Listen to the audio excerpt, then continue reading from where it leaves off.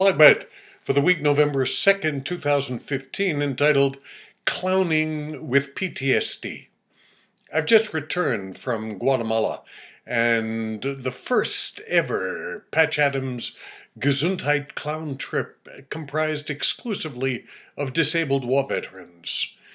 10 vets, 6 men, 4 women, ranging from their late 20s to late 60s, all of whom were suffering from PTSD sustained in wars from Vietnam, Afghanistan, Iraq, the Gulf Wars, and all agreed to become clowns for a week to see its potential impact on their illness. Patch brought along 10 Gesundheit clowns as staff who had prepped the vets beforehand about what to expect in creating a clown costume, but we only met face to face when we arrived in Guatemala City. And the first night we had an introductory circle, and the following morning a clown workshop. And in spite of their uncertainties and trepidation, the vets opened themselves up to this experience.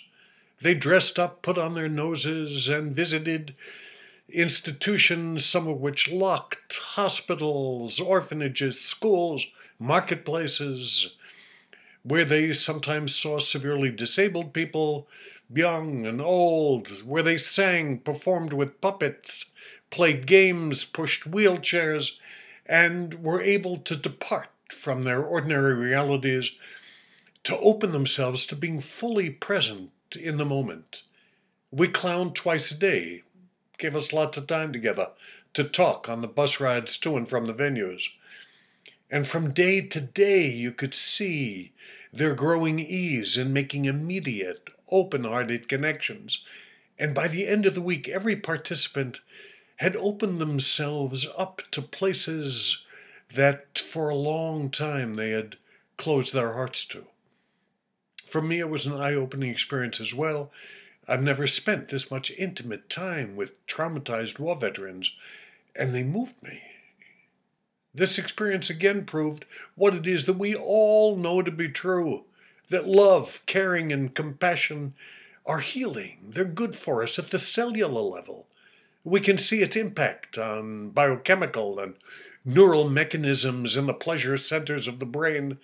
But whatever its biological explanation, the fact is that caring, loving, easing suffering helps us ease our own. We'll see what the long-term impact of this experience might be for these vets, but the trip reminded me that the greatest act of revolution in contemporary life is to be able to come to every day with joys. So let your clown out, relatives. It'll make you feel good. It'll lighten your load. And let me add as a postscript, if you want to see clowns creating a healing community, support the Clowntown Healing Fest in Phoenix in February of next year.